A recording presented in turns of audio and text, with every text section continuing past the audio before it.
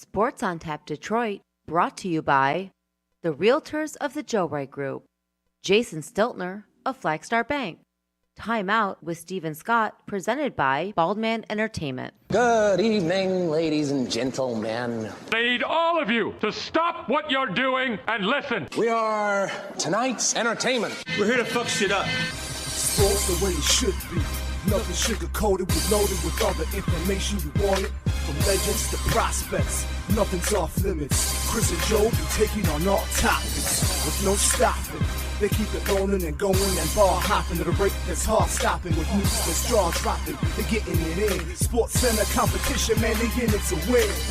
This ain't a fluke, from Carolina to Duke, from MSU to Michigan. You'll know if you listening, if you ain't, you missing it. All the excitement, they shock like a thundercloud and live with lightning.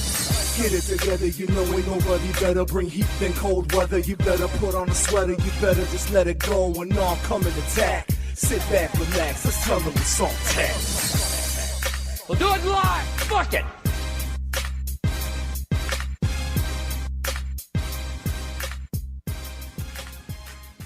Hello, motherfucker.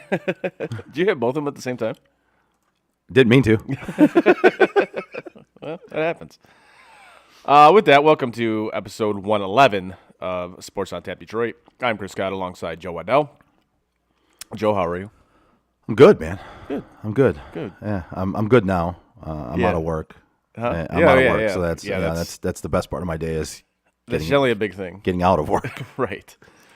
Before we go any further, we have a live show coming up on Thursday for our NFL Draft Spectacular. So that's what you were talking about Thursday. Yes, that's what I was talking about. I was really for confused the other day when you're like, so we got something going on. Yeah. Work for Thursday. I'm like, what's going on Thursday? Yes. Yes, our NFL Draft Spectacular is this Thursday at Slice Pizza Kitchen in Birmingham. It is at 117 Willits Street in Birmingham. So if you're free and want to watch the NFL Draft and just come out and have a good time, by all means, swing on by. We got drink specials, food specials. We're going to do a little bit of trivia. Honestly, we're just going to have a good time, and hopefully we can make the draft watching a little bit more enjoyable for everybody in attendance. So It's going to be fun. looking forward to it. Yeah. As Bush said, let's get weird. Let's get weird. And if Bush is there, it'll get want- weird. You want to get crazy? Let's get crazy. As Steve said, Yeah. you want to get nuts? Let's get nuts. Yes. So that should be a good time. I'm very much looking forward to that. And like I said, if you're in the area and looking for something to do, like a night out for a good time, swing on by. We'd love to see you. We're going to be there. Sports on Tap Detroit. Baldman Entertainment will be DJing beforehand, starting at 7 o'clock. Yes. Our show will start at about 7:45, and Baldman Entertainment will be there with us the whole time. Steve will be there.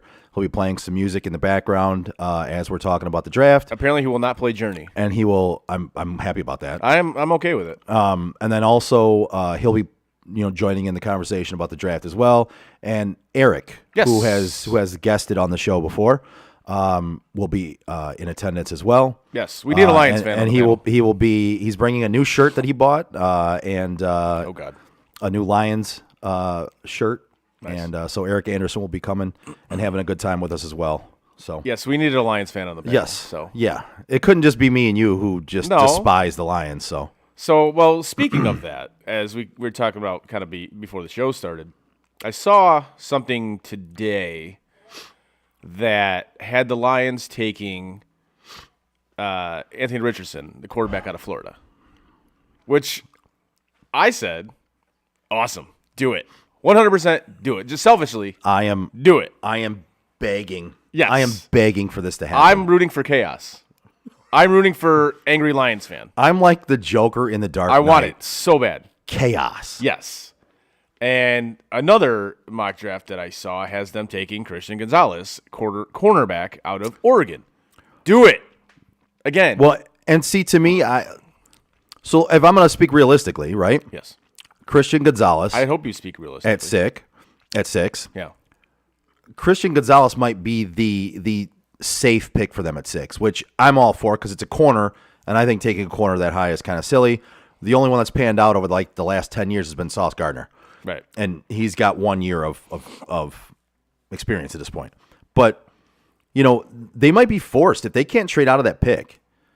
If they're not going to take Jalen Carter, or if he gets taken before them, Will Anderson's going to be gone. It's going to be quarterbacks and cornerbacks is what you're going to have a choice between, basically, at that spot. So I am just looking forward to the chaos. I want the quarterback so bad. I do too. Oh my god. I do too. Again, selfishly, that's who I want him to take. Yes. Because Same here. Fans, if they take a quarterback, are going to be pissed. And then if they take a cornerback, they're going to be pissed as well. Because you're going to take a cornerback like high again. Like that, obviously it didn't work the first time. And they signed a couple of corners this season in free agency, and I know a couple of them were 1-year deals, but I mean, if you went out and got some top notch corners, I don't see the reason to take a corner at 6 overall. But I mean, if that's all that's there, really, right? I mean, you might not have a choice. Might not have a choice. Now, I think personally, the Lions should just continue to go defense. Stack your defense is good, or your defense is all right, we'll say. I think it made some strides toward the end of last season. They made some strides. They had some players come on. Right. Your offense is fine. The offense has been better than the defense. Wide receiver. Right. Who decided to get suspended for gambling. Yes. And we'll talk about that in a minute. Yeah. But the offense is bringing back everybody. Yeah. And the offensive line was good. They're bringing back everybody but Jamal Williams, but they replaced Jamal Williams with David Montgomery, who, listen, by all accounts, is a better running back. Yes. Sorry. You can think what you want to out there. I know you love Jamal Williams because of his, Giza Gaza Gage. Yeah, whatever that was. Leader of the Hidden Village of the Dead or whatever. I don't know. But because he had personality. Yeah, he had personality. He was part of the rebuild and part of the he was the leader of the change in the room, change in the culture. Yeah. But listen, David Montgomery is actually a better running back. So right. The offense, technically on paper, has gotten a little better. So the offense, if it continues the strides that it made last year, will be good. It'll be better than last year. So you'll be fine. I think they'd be smart to continue to take defensive picks early. I agree with you because that was kind of their downfall last year was their defense. Yeah. There was too many games where teams put it on them because they couldn't stop anybody. I mean, the game against Seattle, they didn't stop them ever. The Patriots game. Well, that game Carolina too. game. Yep. There's the Carolina game. They ran all over them like the first 3 drives. It was crazy. That game was over in the first 3 drives. It was like Tecmo Bowl Bo Jackson. Just you can't go. They couldn't stop anybody. Sam Darnold and Deontay Foreman. Yeah. And I forgot what other running back, but the 2 running backs and even Sam Darnold got in on it, and they were just running all over them. Yeah, it was ugly, and they didn't even stop Seattle once. Like not once. No, they didn't. So, but that's to me that's the biggest weakness of this team, and I think that's what they should address in the draft. And frankly, I think that's what they're going to do. Yeah. But again, it's like you said, the defense did get better as the season went on. They were better towards the end of the season. If that progresses, if that continues, and they spend a couple of high draft picks on defense, they've already made some good free agent signings. You and I both agree some of their defensive free agent signings have been stellar. Yeah, I agree. They absolutely have been.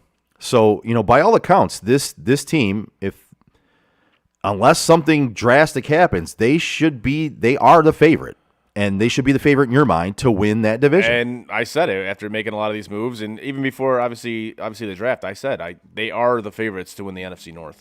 Yeah, and frankly, if they don't, I consider that a colossal disappointment. Absolutely, that's a failure. I think it would be a complete failure. This division is the worst it's been in like the last 15 years. Your only competition is the Minnesota Vikings that listen.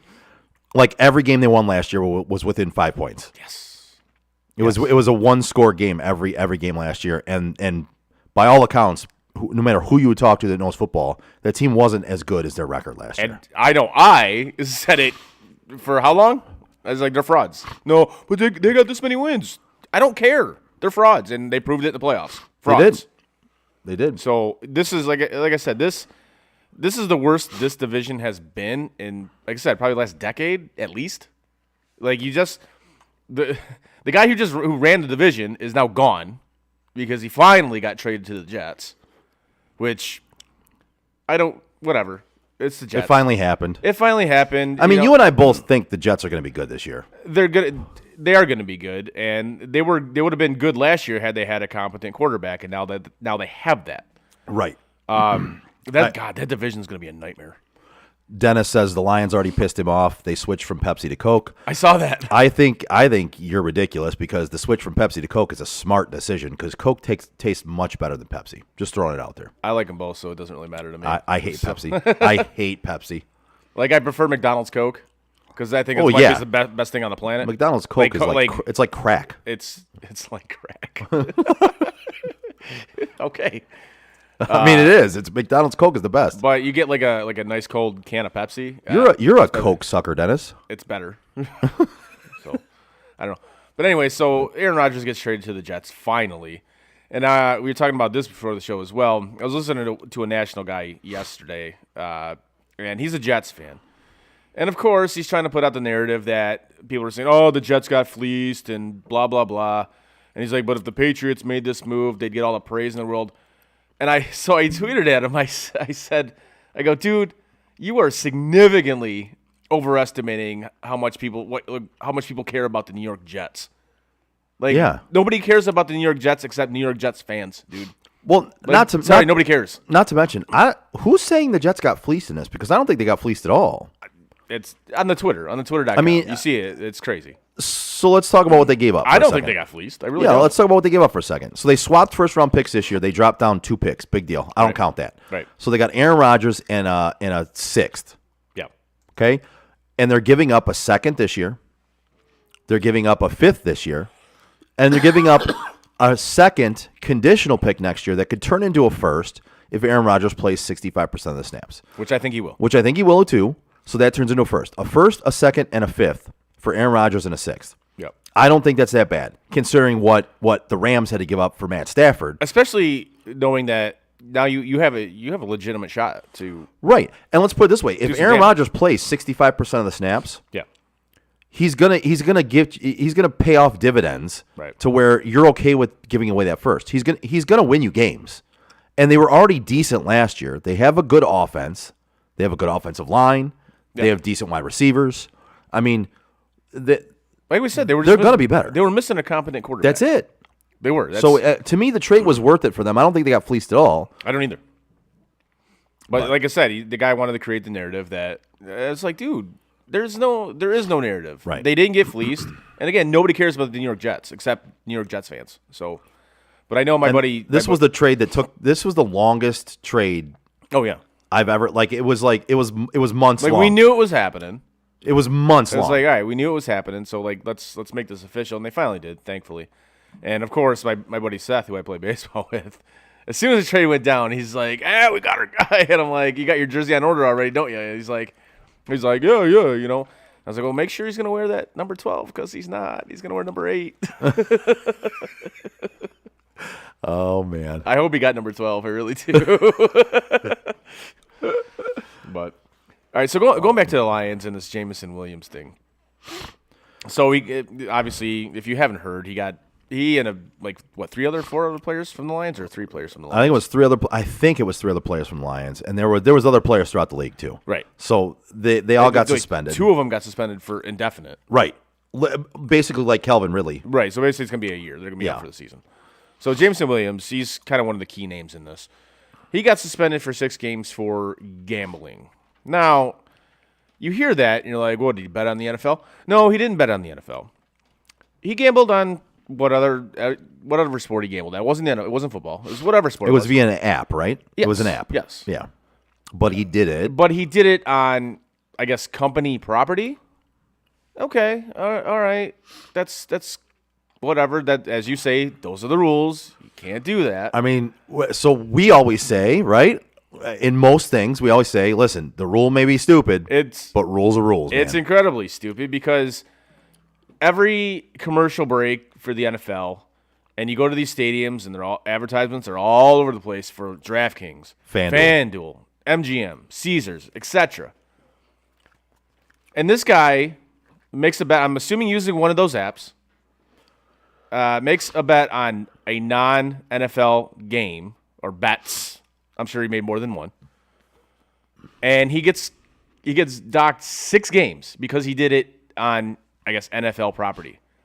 Make it make sense, man.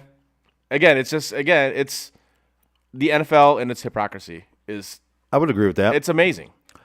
I would agree with that, but I also agree with the fact that rules are rules, man. No, you yes. gotta But my point live is, by it. make the rules make sense. Couldn't agree more. Couldn't agree more. Like- but just because the rules don't make sense, You got to follow. I get that. it doesn't mean you can just not follow them and be like, well, it didn't make sense, so I didn't follow it, so I shouldn't be punished. Nah, man, it was still a rule. And it's like a law. Right. There's laws that don't make sense. I just don't understand how you can, like I said, you can have advertisements for gambling websites all over your stadium. And advertisements at every commercial break So for we've gambling websites. Right. Well, we said for years the laws about marijuana don't make sense, right? The laws about weed don't make sense, right? Yeah. We've said that for years, Right. and finally, it's starting to make sense, right? They're starting to not. It's legal, you know what I mean? So it came around, but for years, even me who I don't smoke, you don't smoke, we were both like the rules don't make sense for this. This is They stupid. don't. They didn't. For It's the longest stupid. time. They didn't make any sense. Weed is actually less harmful than alcohol. It's a gateway. basically. It's a gateway drug. It's not stupid. You stupid. But when it comes down to it, we said all along. Listen, the laws on weed are dumb, right? And now you see dispensaries everywhere. Right. Exactly. Everywhere. So just because the laws were dumb Yes. didn't mean you could break the law, and then when you got caught, go, well, the law is stupid, so I shouldn't be punished. Nah, fam, it's still a law, man. As dumb as it was, it's still a law. So in this case, yeah, I agree with you, man. It's fucking dumb, and the NFL is hypocritical, like they always are. But when it comes down to it, it was still a rule, and you still broke the rule. Sucks, man. But No, it does suck. It is what it is. But again, the culture's changed. that's what I've been told. The culture's changed. That's what I've been told. Oh, and by the way, I don't know if you saw, but Jameson Williams basically, like, not even 24 hours after he got suspended for gambling, Yeah. put out a video of him in Vegas at the fight. It's, If I'm that dude's agent and you get suspended on a Friday yeah. for 6 games during the season for gambling, the first thing I do is tell you, you are not to go anywhere near a fucking casino, especially Vegas. Right. What the fuck are you doing? Well, Talk about making it make sense. make it make sense. But you know who does make it make sense? Jason Stiltner from Flagstar Bank. That's right. If you're a homeowner or looking to be a first-time homebuyer, give Jason Stiltner, senior loan officer at Flagstar Bank, a call today at 248-752-3631. Jason has great mortgage programs for first-time homebuyers, including down payment assistance options and excellent interest rates. Again, give my guy Jason Stiltner from Flagstar Bank a call today at 248-752-3631 and get the excellent service you deserve. Flagstar Bank, equal housing lender, member FDIC, NMLS number 27546. There you go. So, getting back to the draft, I have this kind of. Sorry, not to interrupt you. Dennis says he has to make up for the lost income somehow. Fair enough, Dennis. You're probably not wrong about that. That's great. That is well played, sir. So I have a mock draft up, and this isn't what. And the author of this is not what he thinks teams will do. It's what he thinks teams should do. And I'm curious to get into this because I've seen some already that we've kind of talked about before the show. I'm anxious to see man. what this has to say here because I haven't seen the one you're looking at. So I'm anxious to get into this and Yes. hear what this is. Oh, it's great. So, with the number 1 overall pick for the Carolina Panthers, this dude says they should take Will Levis, quarterback out of Kentucky. Which, judging by your reaction, you find that incredibly dumb. That is so stupid. If that's what they do, that is completely dumb for me. I think you and I are both in lockstep on the fact that we think he's going to be a bust. I do. I think he's going to – I don't care if he can throw it 50 yards on his knees. I don't give a shit about that. At what point in time can you throw from your knees? Because once your knee hits the ground, you're down. Exactly. Like, who cares? Once one knee hits the ground, you're down. So it doesn't matter if you can throw from your knees. Congratulations. You have arm strength. Pretty much every quarterback in the NFL has arm strength. Like, great. Congratulations, man. Congrats, dude. Awesome. Like, it's like every pitcher in Major League Baseball now can throw like 95 plus. Right. Cool. You can throw the ball hard. Great. Awesome. Can you locate it? Oh, you can't locate it. Oh, cool. So Everything is awesome. everything. So yes, we both find that a joke. That's I think that's it's so bad. I think it's either going to be Young or Stroud. Personally, I think it's going to be Stroud, but At this point, I think it'll be Bryce Young. fair enough. Because if you want to tell the listeners why, Oh, because of the IQ test thing? well, yeah, it's the cognitive test. Oh, Jesus. Basically, and it's not that what was the test they used to give, the Wonderlic test? Yeah. So it's not that. It's basically your decision making process and how fast you can make decisions and how fast you can make correct decisions. Right. Well, Bryce Young fucking aced it. I think he got a 97 out of 99 on the test. Will Levis scored pretty high on it. CJ Stroud basically might as well have not even taken the test. Like he might as well. Like I'm not even sure he spelled his name right on the test. Like that. That's how bad he did on it. He might have misspelled his own name. He needs to be like Jim Craig. He wouldn't take Herbrick's test. Yeah. Like, I don't care about this stupid test. I'm here to stop pucks. Yep. Like, I'm here to throw footballs. He should have just not taken the test because he is at this point. The rumors are out there. He's dropping down teams' draft boards right now. I don't necessarily buy that. The buzz right now is that he could fall past the Lions at 6. I don't buy that for a second. I really don't.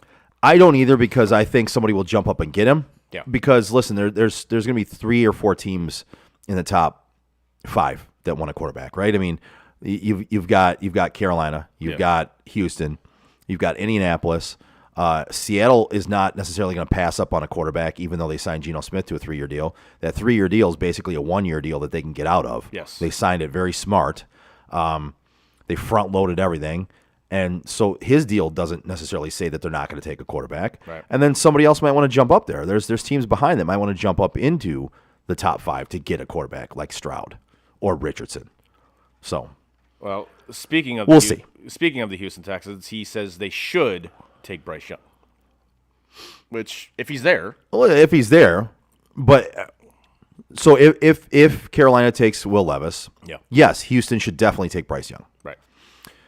I don't necessarily disagree with this one. No. if he's there, Right. I don't think he'll be there. if 'Cause Stroud's there, if Stroud's there, I would take him over Levis for sure. Oh, absolutely. So if it's Bryce Young goes first, I would take Stroud. Yeah. And that's with me saying that Ohio State quarterbacks don't usually work out. But listen, I like the way Justin Fields progressed last year. I think he's going to be a decent quarterback in the NFL. You need a mobile quarterback who can make throws, and I think C.J. Stroud is that guy. And you saw in the NCAA playoffs Yep.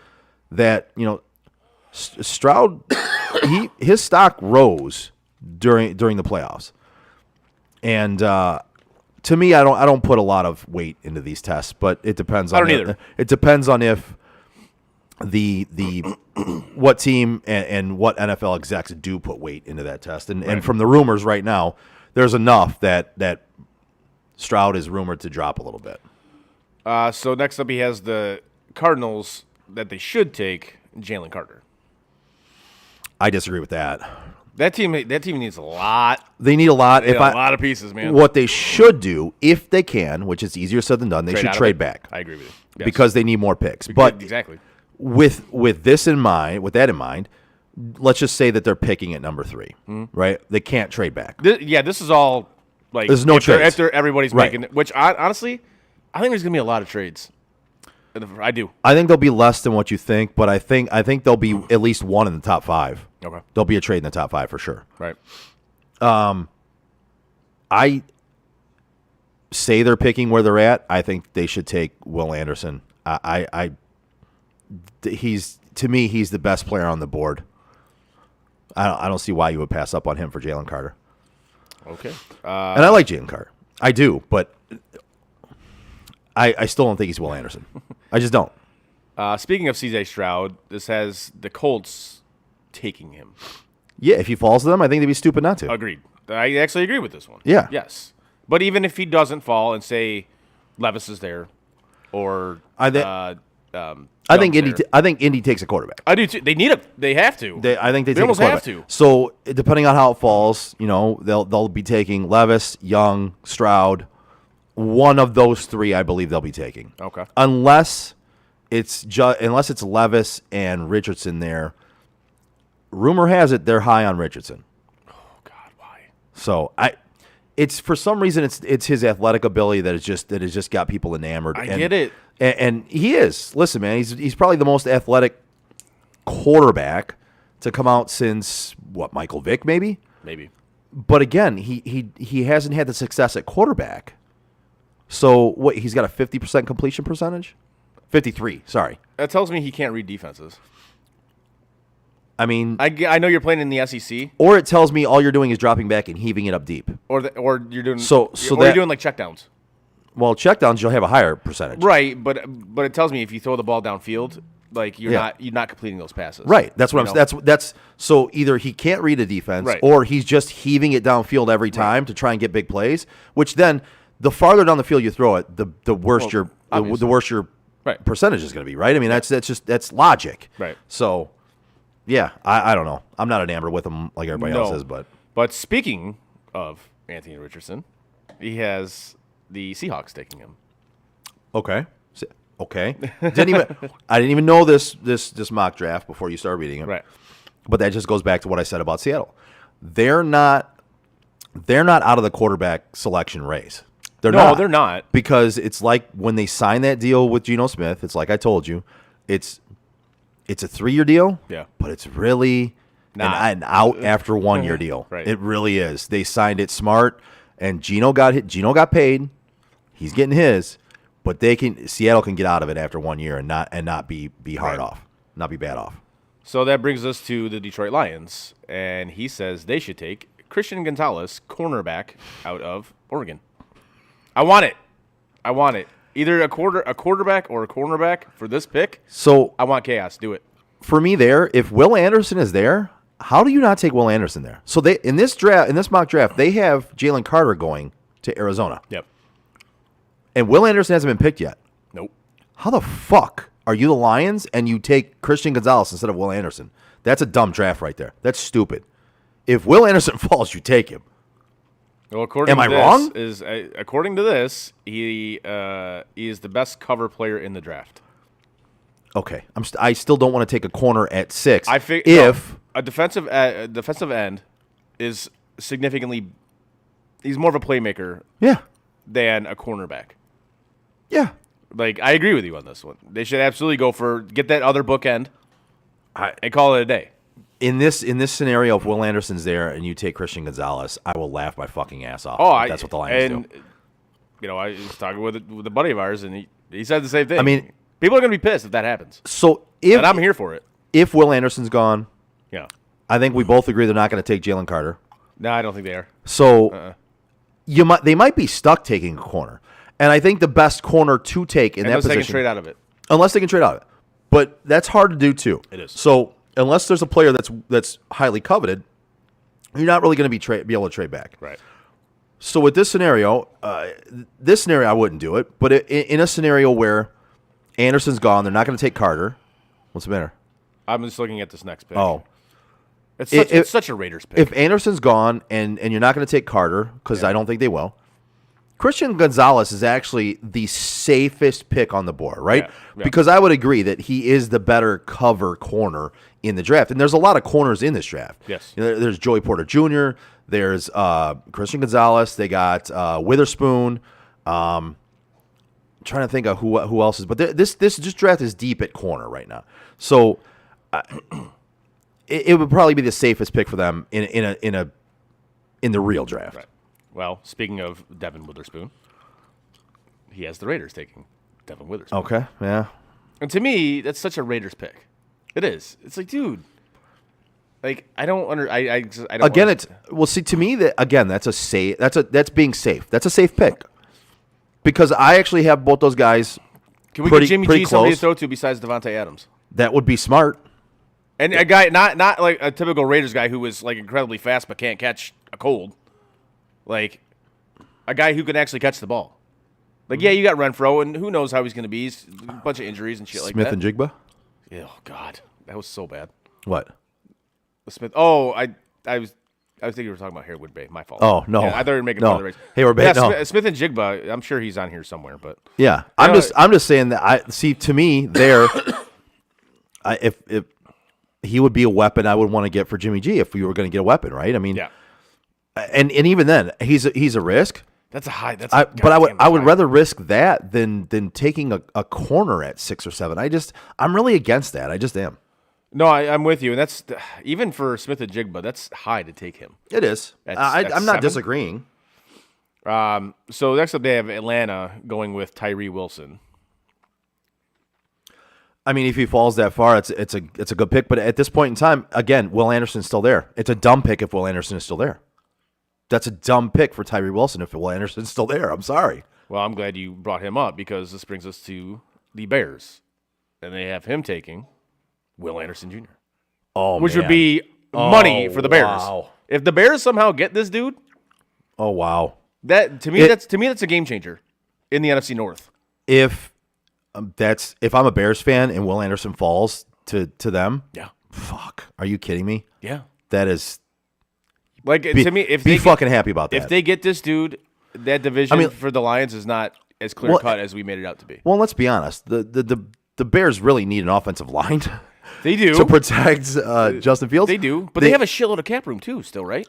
They do, but they haven't signed any fucking But that's why linemen. they're waiting for cut down. That's Yeah. exactly what they're waiting for. I mean, they can, but again, if Will Anderson falls to them, if I'm a Bears fan, not a Browns fan. If I'm a Bears fan, I am a Browns fan. If I'm a Bears fan, I'm ecstatic about that. yes, That's great. I think that makes that they got to improve their pass rush. I agree with you. They absolutely should upgrade their offensive line, but you have cap space and you have more draft picks to do that. So if that guy's there, you take him. Yep. Oh, absolutely.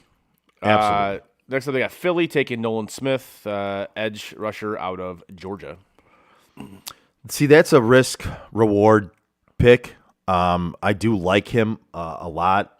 I don't think he's as good as some of the other edge rushers in this draft, but he has raw talent and raw potential. So I don't dislike it on a team that already has a good defense. Yeah. Plug him in there. There's And talk that I've heard a lot of this that they're going to take Bijan Robinson here. Which, again, we talked about this. This is way too hard to take running backs. Listen, but the Eagles are in a position where we talked. I think we talked last week about it, right? At least I did. Yeah. If you're a team Or like on that cusp. on the cusp, Yeah. taking a first round running back because they're that talented gets you 5 years. It gets you cheap 5 years out of a running back position. And if you're the Eagles and you're close and you need a running back, which they do, Now they do. Yeah. So I wouldn't be against that if I were the Eagles. I would be exploring that option right now because Bijan Robinson can come into the league and be a top 5 running back, and you will lock him up for 5 years by taking him in the first round. And you're the Eagles. You just went to the Super Bowl. You don't have a lot of holes to fill. Agreed. Next up, they have the Titans taking Peter Skoronski, offensive tackle out of Northwestern. Yeah. In real life, I think that's going to be the pick of the Bears because I don't think Will Anderson falls there. I don't either. I think the Bears will take Skoronski to shore up that offensive line for Justin Fields. But, in this case, him falling that far to here, that's a smart pick. They need it. Yeah. Next, they have the Texans with their second pick in the first round, taking Jordan Addison, wide receiver out of USC. I mean, that's a good pick. That's with the Texans, they have so many needs. They do. It's like, okay, what do we do here? But, I mean, like, they don't really have any – they don't have any receivers. They don't. They don't. But that first pick in the first round, this is a big one. Like, they got to nail this quarterback if that's who they end up taking, which I think they will. So if they take a quarterback, they're taking a quarterback wide receiver duo right here, basically is what they're saying. Yeah. So – but they got to hit on that quarterback, man. They do. They do. They have the second pick. I mean, you have You can hit on the quarterback with the second pick. To me, you should hit on the well, and especially if Carolina takes Will Levis. Exactly. Because you're getting Bryce Young then. Right. Next up, they have the Green Bay Packers taking Michael Mayer, tight end out of Notre Dame. This guy just looks like a Packer. Like, just looking at his picture. Yeah, see, and I don't even think he's the best tight end of the draft. He reminds me of another guy out of Notre Dame, Kyle Rudolph. See, this is where I would go Jordan Addison, though. This is where I go for a receiver. Yeah, but see, in this draft, Jordan Addison's gone. But Or at least a receiver. Right. I wouldn't go with that pick here. Like if Smith and Jigba's there? Right. I would go him over Addison? Yeah. Well, no, not over Addison, but Mayer? over me. Yeah. Yeah. Because Jordan Love, he needs targets to throw to, man. And he doesn't have any. Like, who's their best receiver? Like, right now. Do you have any idea who their best receiver is?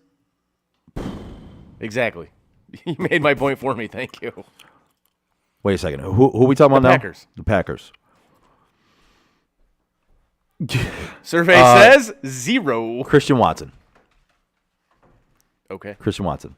All right. Romeo Dobbs. There you go. Nicely done. That was just like the New York Jets. Nobody cares. Yeah. Nobody cares. Next up, we got the Patriots taking Broderick Jones, offensive tackle out of Georgia.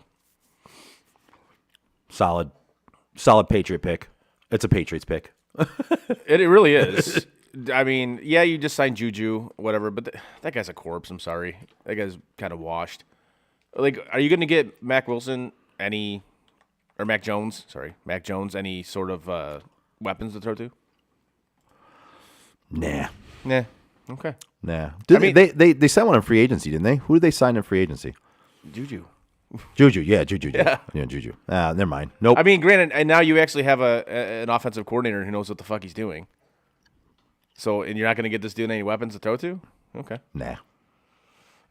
Next up, we got the nobody cares about Jets. They have them taking Paris Johnson Jr., offensive tackle out of Ohio State. I mean, you're going to need somebody to protect Aaron Rodgers' old ass. So, I mean, I get it. It makes sense.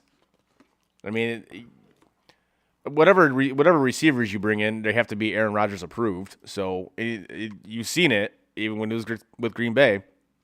Like, if you bring in a rookie receiver, he's not going to throw to him unless he absolutely has to. So what do? Do you get offensive linemen to protect his old ass, or do you get him some weapons to throw to? Yeah. I would protect him. I think you're right on that because, again, he's old. I mean, yeah, he's still mobile enough that he can move around, but dude's old, and he's starting to get some knocks, you know.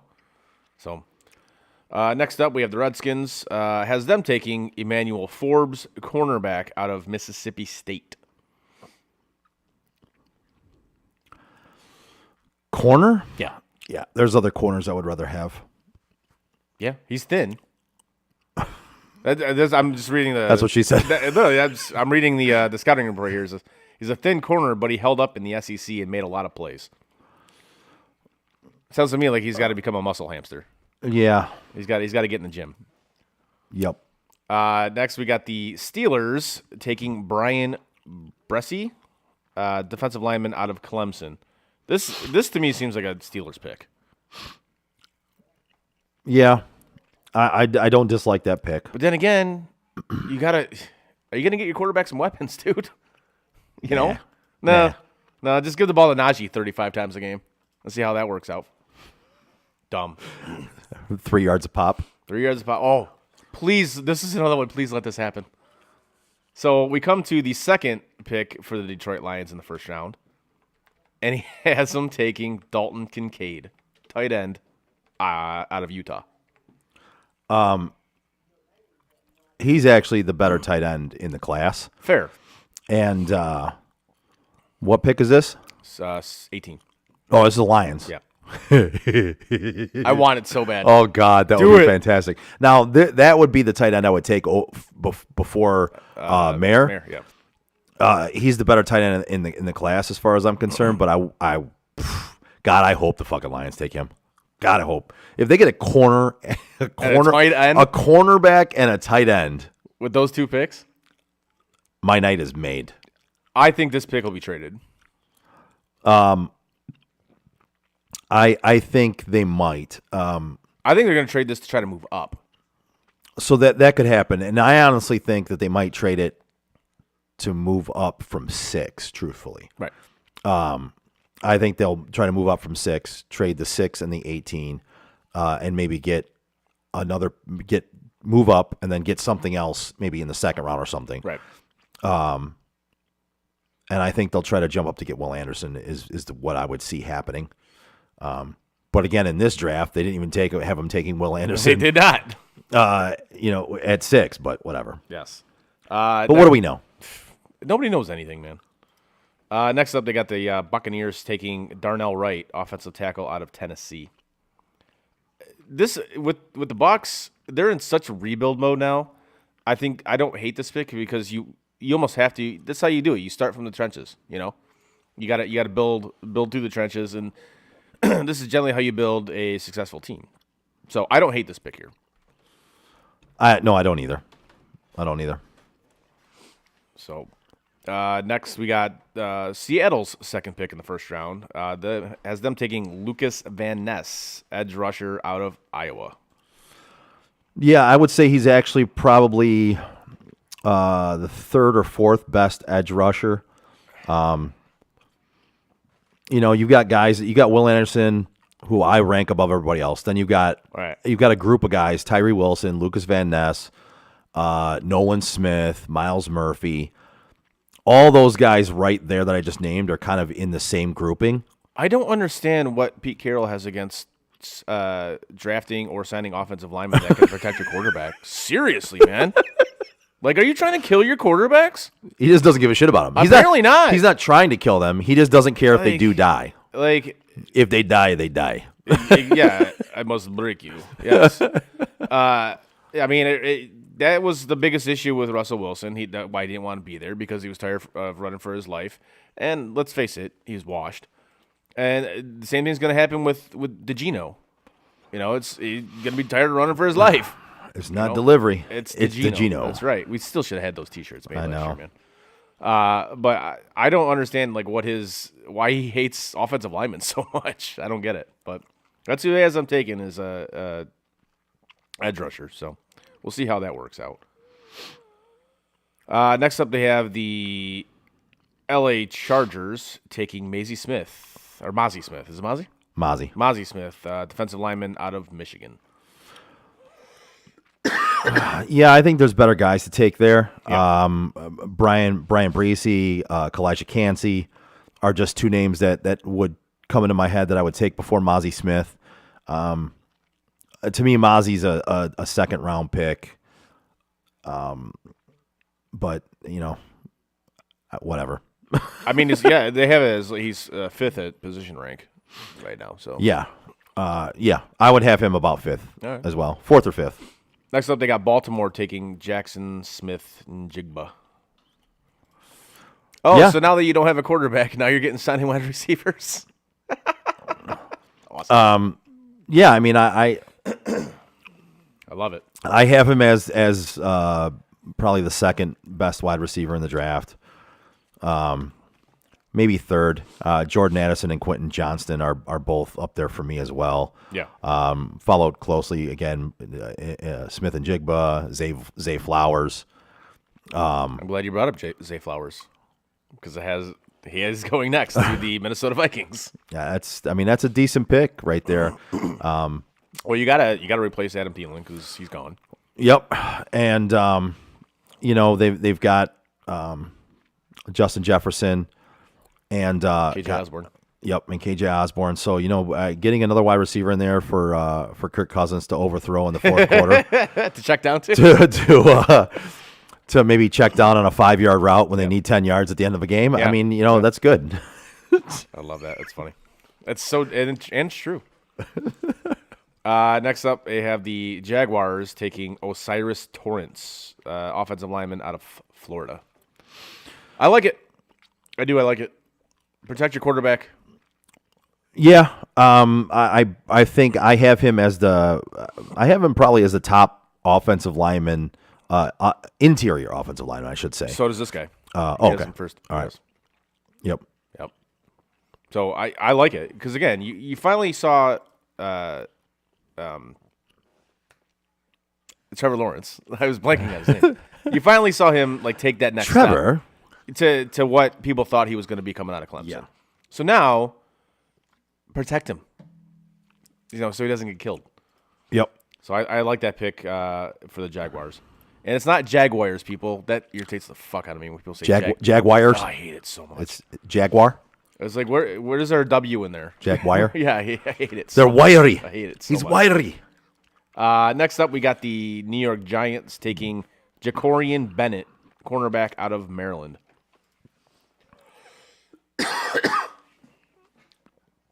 I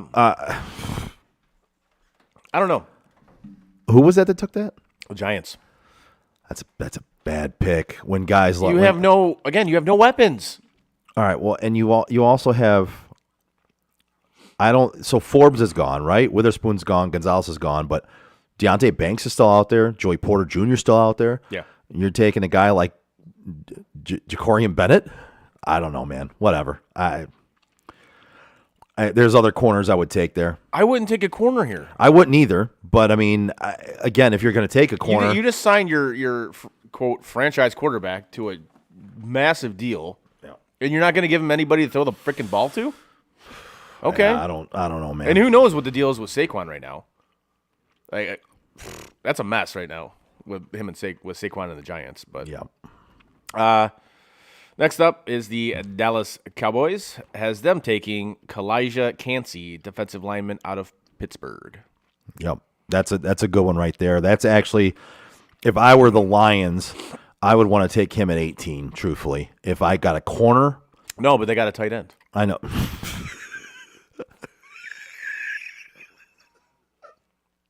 I really hope that happens. I really do too. I do too. Because I can't stop laughing about it right now. It's fake, Right. and it's fake. Right. Can you imagine? I would laugh the whole rest of the first round if they took a tight end at 18. I would just spend That'd the be whole great. rest of the night laughing my ass off. That'll be great. No, I like Kalijah Cansey. I think that's a great pick. I don't see him falling this far, truthfully, but maybe he will. I don't know. I think he's a very good pick into the teens and the 20s for Right. sure. Next up, we have Buffalo taking Jack Campbell, linebacker out of Iowa. I don't hate it. I don't either, and I kind of like Jack Campbell better than I do Drew Sanders. But I have both those guys ranked pretty high Right. and pretty similar. But I personally prefer Jack Campbell over Drew Sanders out of Arkansas. But this is another one where we talked about a team that's kind of like on the cusp. If Bijan's there, I wouldn't hate that either. No, and I agree with you. If Bijan is there for Buffalo, listen, you're kind of a running back and a piece or two away, right? So You need a running offensively. You need a running back, and I think you need another receiver. If you make that a three-headed monster with Diggs, Gabriel Davis, and say it is D-Hop. Okay, now you got something, and then if you draft Bijan to go with that, no. Yeah, I would consider drafting Bijan if I was Buffalo. Yes, because your division just got significantly better, significantly better. Yep. You might want to address some things. So next up, we got the Bengals taking Joey Porter Jr., cornerback out of Penn State. Honestly, this late, it's I don't see him being there. I don't either. But- But again, this draft that we're reading is a all little bit. Players that they should take. Yeah, Some of them, I yes, don't, some of them, and no. I don't necessarily agree with that Right. statement either. But yeah, Joey Porter Jr. If he's there this late, that's a good pick. Yeah. No, but again, it's highly unlikely he's going to be there. So. Right. Next up, we got the Saints taking Miles Murphy, edge rusher out of Clemson. It's a good pick. This is a solid pick this late. Miles Murphy is a good edge rusher. Yeah. Out of Clemson, and like I said, I have him ranked in the same likeness as Lucas Van Ness, Tyree Wilson, Nolan Smith. I kind of have all those guys bunched up a little bit. Wilson and Van Ness a little bit higher than Murphy and Yeah. Smith, but they're all right there together. Anderson to me is the clear favorite in that whole Right. position group. Next up, we got the Eagles with their second pick in the first round, actually taking Bijan Robinson, running back out of Texas. Brilliant. Agreed. Fucking if that If it's there, happens, yes. that happens, their second pick in the first round, and they can take Bijan. That's a steal for them. And I know you don't necessarily want to. Everyone preaches against taking a running back in the first round. I agree with you. But if you have 2 picks in the first Right. round, Exactly. And if you have Yeah. two picks in the first round, Yeah. and you're a team that's on the cusp, you get the 5 years cheap out of the running back if you take him in the first round. I could see the Eagles trading up to try to get him. It could happen if they don't take him with their first pick. Right. He falls a little bit more, and they're getting close to their pick. I can see them trading up a little bit to get him. Yep. Absolutely. I can absolutely see that. The Eagles don't do much wrong when it comes to the draft anymore. It's amazing, right? It really is. Like when you have competent people run your organization, it's crazy what happens. The last 5 years, their drafts have been. Well, I mean, shit, you look at the Eagles basically since what Andy Reid took over. yeah. Like that's been a solid organization. Like Yeah. that team is rarely, out of contention for at least a playoff spot. They're rarely not in the conversation. Right. Like we've talked about this. There's the franchises that just get it, like the Eagles, the Steelers, Ravens. I mean, teams like organizations like that. And it's not like they don't have bad seasons, but their bad seasons are not like other teams' bad no, seasons. they're not like 2-14 or whatever. Their bad seasons are like 8. 7-9. Right. Well, their bad seasons are not anymore, but their bad seasons were 8-8. You know what I mean? Exactly. Like their bad seasons Exactly. were a 500 team. they were flirting with the playoffs up until like the last week or two of the season. right. And those are organizations that just get it. Like the Packers for the most part, they get it. Basically once they got Favre on, they've been in contention pretty much every year. Yep. So, and with the last pick of the first round, the Kansas City Chiefs are taking Nathaniel Dell, wide receiver out of Houston. Oh wow.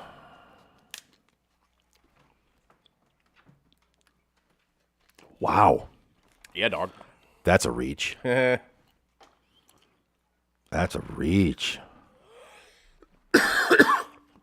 Well, when you're the Super Dude's Bowl a- champs, you can kind of do what you want. Dude's 5'8", 165 pounds. But I'm sure he's fast.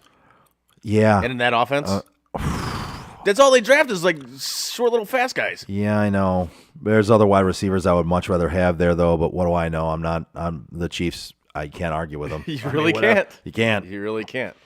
You know who else you can't argue with? Yes. At your service by Pat. Yeah. So it's starting to get warmer outside, and after all the brutals of winter, maybe you want to get your house clean, especially the outside of your house or your sidewalks, driveways, things like that. So if you're looking to brighten up your home or commercial building, give At Your Service by Pat a call today at 248-794-0008 for your free estimate. At Your Service by Pat specializes in home and commercial building cleaning. Services include roof and house cleaning featuring soft wash, which is a longer-lasting alternative to pressure washing. They also offer window cleaning, concrete cleaning, deck and fence restoration, gutter services, and more. So call At Your Service by Pat for your free estimate today at 248-794-0008. There you go. Nice.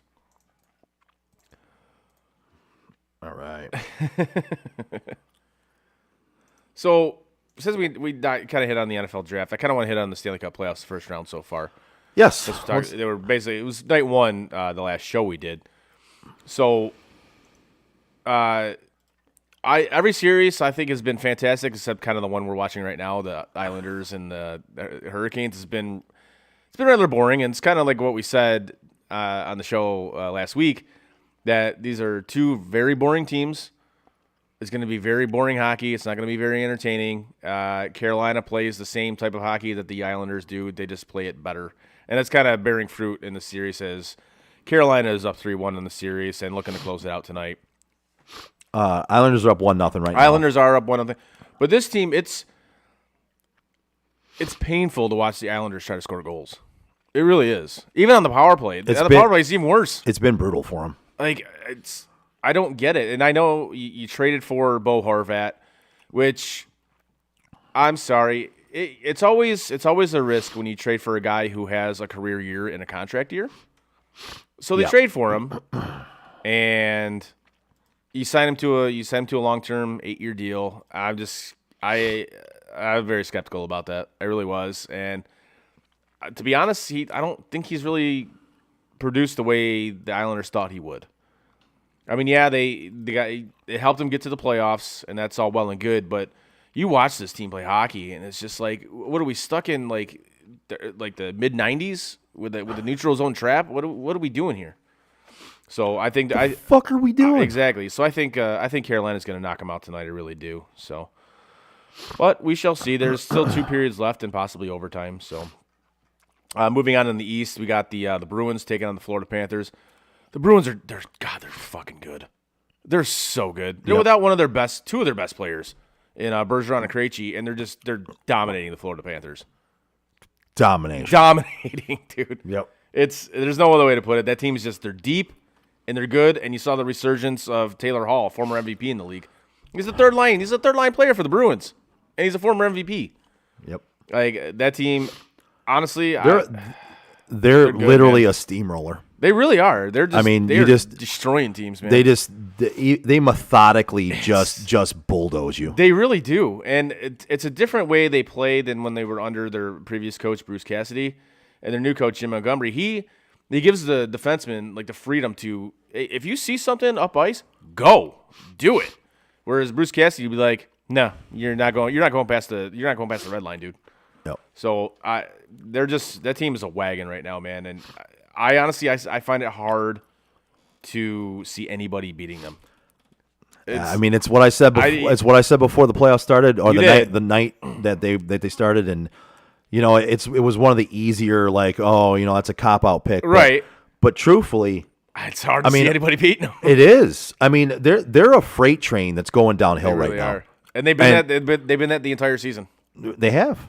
And I know I took the Rangers to get out of the East, which is the next series we'll get into, is the Rangers and the Devils. I don't know, man. That series, the road team has won every game in that series.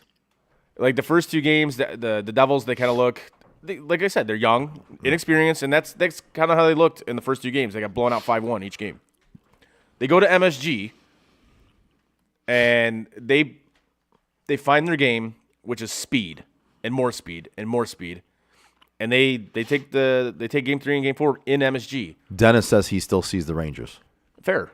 I got to stick with him because I picked them to get out of the East. So, but the Devils have found their game and speed, and you see it with the Rangers. And this is a big concern of mine in this first round, is how are they going to cope with the speed of the New Jersey Devils, and they have not found a way to do it.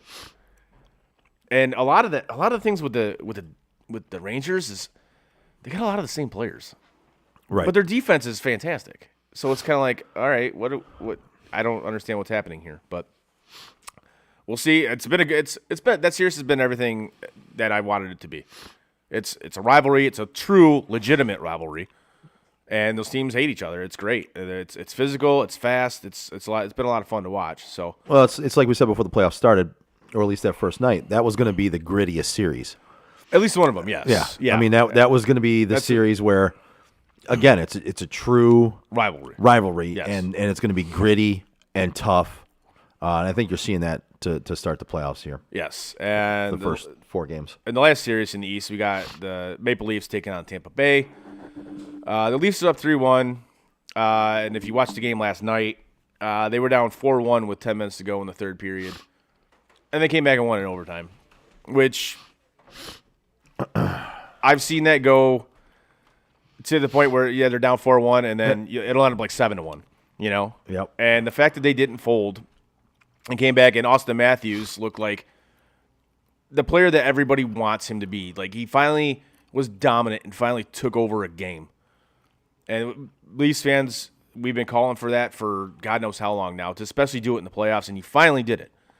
However, Nylander was pretty solid. Nylander was good. Marner was the big boy stepped up. Marner, Nylander stepped up. I mean, and even Nyes, the kid, comes in. It's his fourth playoff game, And he saved the for sure goal. Like it was about to cross the goal line, and I'm sorry, his third playoff game.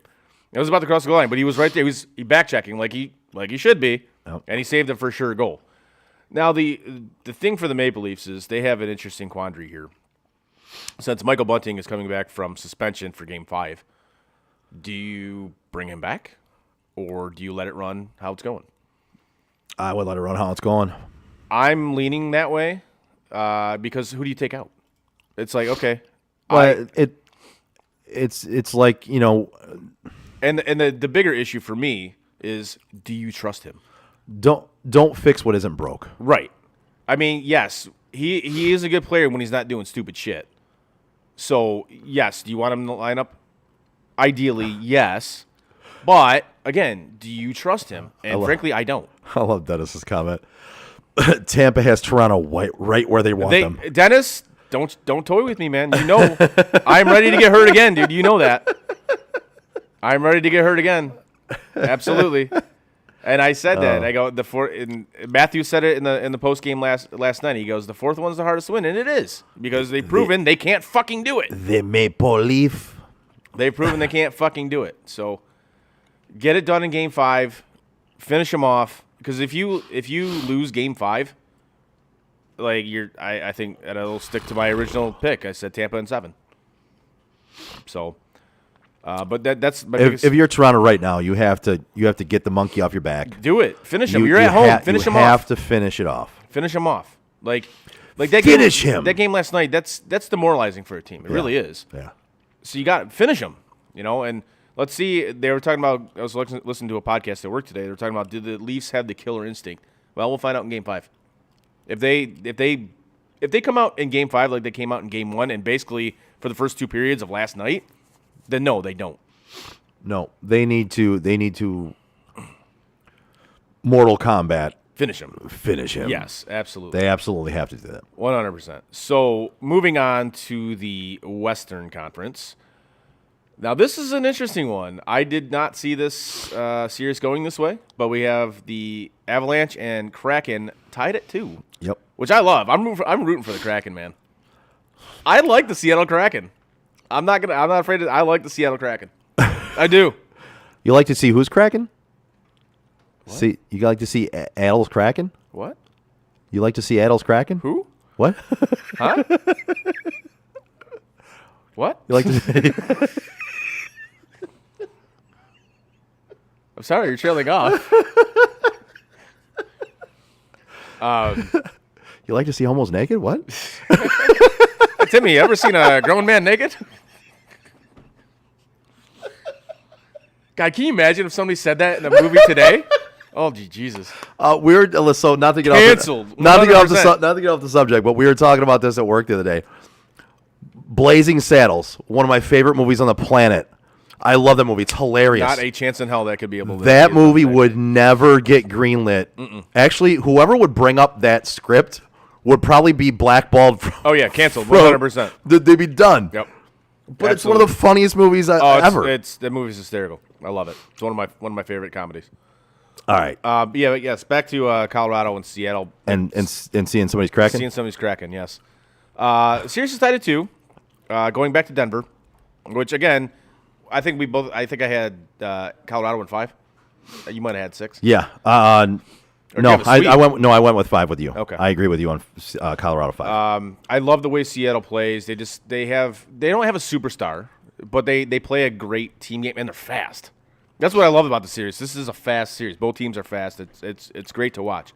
Now, the issue for Colorado is not only do they have Landeskog out, he's out for the rest of the year. Nichushkin, he is away from the team. Nobody knows. Well, I'm sure the team knows why, but they haven't released anything as to why. Yeah, they haven't basically put it out personal reasons, I guess. And their stud defenseman, arguably the best defenseman on the planet, Cale Makar, is suspended for Game 5 for a pretty dirty hit that he laid in Game 4, which is not like him. No, and I think that's why he only got 1 game. He's one of the more respected players in the league for not being dirty. Right. So. And I think that helped him only get 1 game. Yeah, I agree. So, But I love it. That it's tied at 2, and going back to Denver, it's best of 3 now. I love it. Let's go. Let's do it. Let's do it. Next, we got the fake Minnesota versus the real Minnesota. Dallas or the Stars versus the Wild. The Stars versus the old Stars. Exactly. This series has been Oh, everything. I'm sorry. The Stars versus the North Stars. Yes, exactly. This series has been everything I thought it would be. These teams have been beating the daylights out of each other since puck drop of game 1. Both goalies have played outstanding.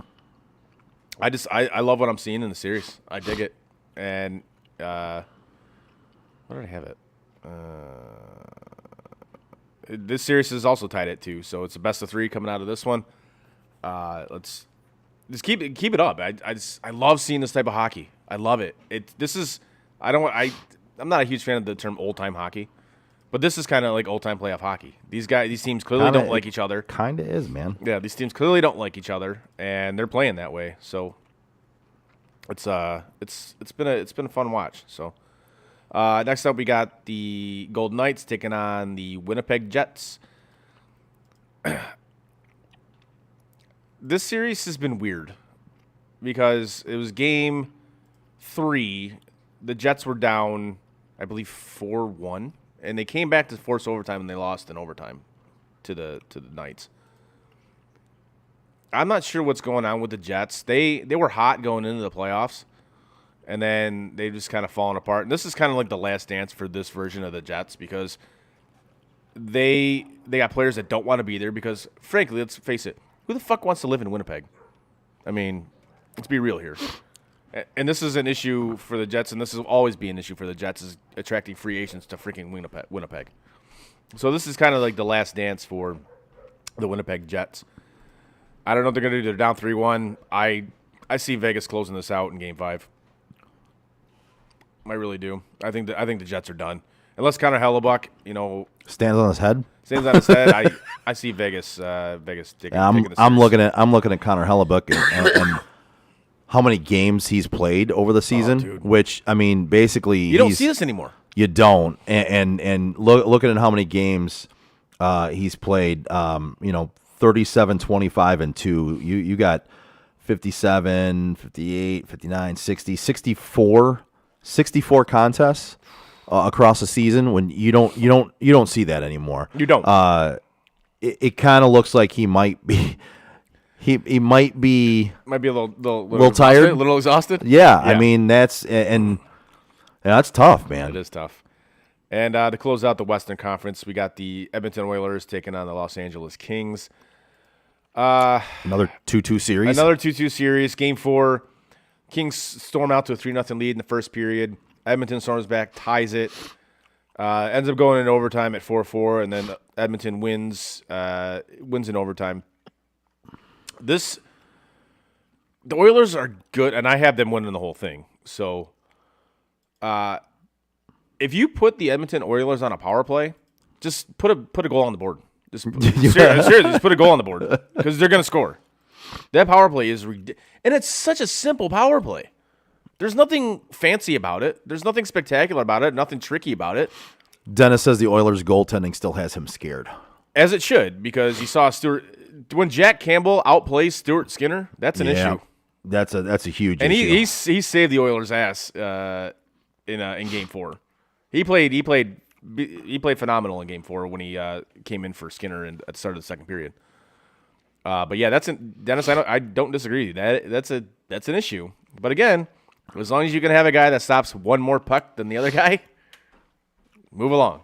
Yep. But it's like you watch McDavid and Draisaitl, and then you want to throw in either Zach Hyman or Ryan Nugent Hopkins in there, and it's just like, good Lord, man. That power play is just, again, it's nothing fancy.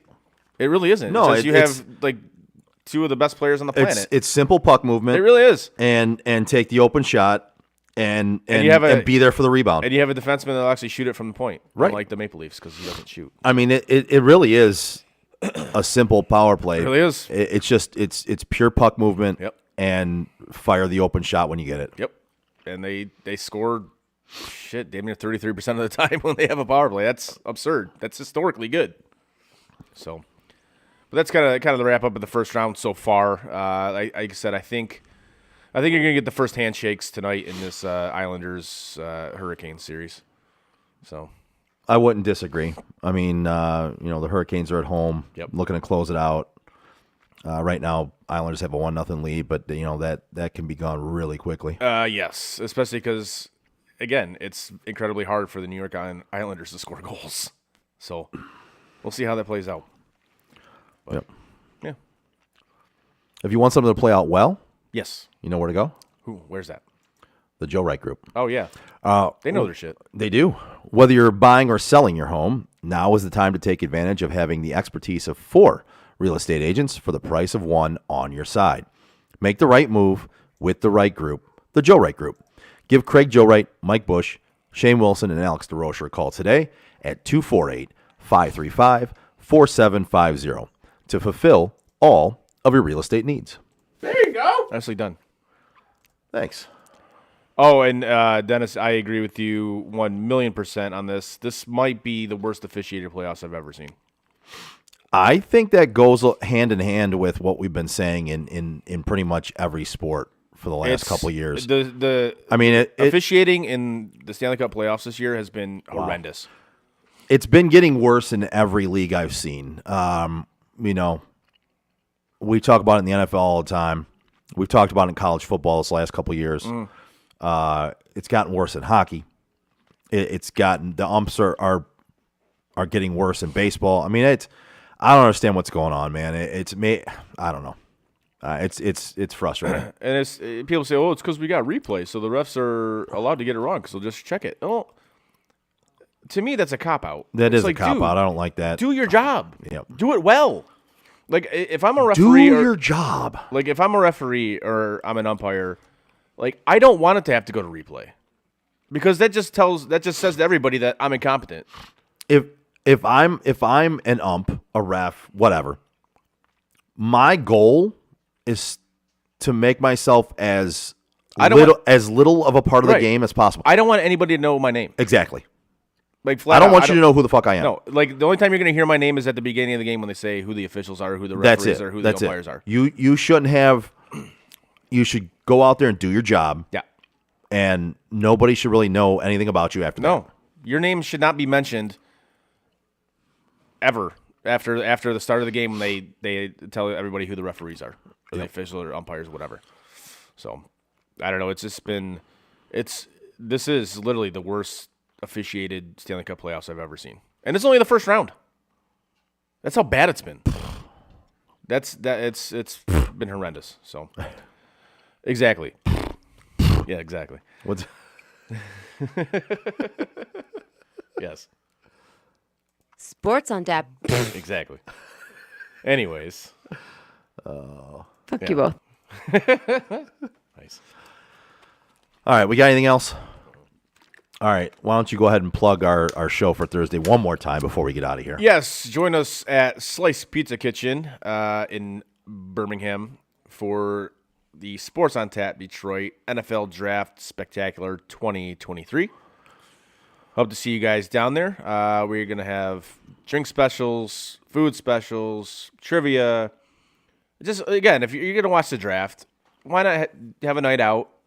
Come join us, have some fun, have some drinks, have some food. They have really good food, too. They have excellent food there. So and basically, you have your choice of 3 different menus. you do. And you can get the pizza, Which is delicious. is awesome. Yes. Steve was saying how much he can't wait to get the pizza. The rib tips were good too. Or what was it? The steak bites? The steak bites were good. Yeah. I had the lamb chops. Yeah. The short rib tacos Yes. were amazing. Sliders were outstanding. I mean, almost everything I've had there has been very, very, very good. So come out, have some food, have some drinks, enjoy the draft. Have some fun with us, man. That's what we're going out there for. We're going to have some fun. Exactly. And the address for Slice Pizza Kitchen is 117 Willits Street in Birmingham, Michigan. Willits. Willits. Willits. Correct. All right. Yes. All right. We hope to see everybody that we can out there this Thursday. Yes. Starting at 7 o'clock, where DJ Baldman will be spinning at 7 p.m. And And we will start He our definitely show. earned that name. Yeah, yeah. Looks like a cue ball. yeah. He's Sorry, Steve. he's like a hairless chihuahua, only fatter. Oh man. Love you, Steve. But yeah, come out, have some fun with us. You listen to some music before the draft starts. And if you like Journey, we apologize. There will be no Journey plays. No Journey. Sorry. You're gonna have to make a journey somewhere else. That's right. To hear some Journey. So, all right, that brings us to the end of this show. Give us a like and a share, and a follow on our social media like Facebook, Twitter, Instagram, Twitch, and YouTube. You can find all of our podcasts on your favorite podcast provider. As always, check out sotdet.com. While you're there, click on shop, buy some shit. It supports the show. We appreciate you. And you'll be able to wear the Sports on Tap Detroit logo anywhere you go. Yes. So, sotdet.com, click on shop. On behalf of Chris, I'm Joe. We are Sports on Tap Detroit. We'll see you on Thursday. And that is it for us today. No! God, please, no! Bye, have a great time. No! God! Bye, guys. No, no, no, no, no. Bye, buddy. No! Goodbye. No! Goodbye. No! It's never goodbye. You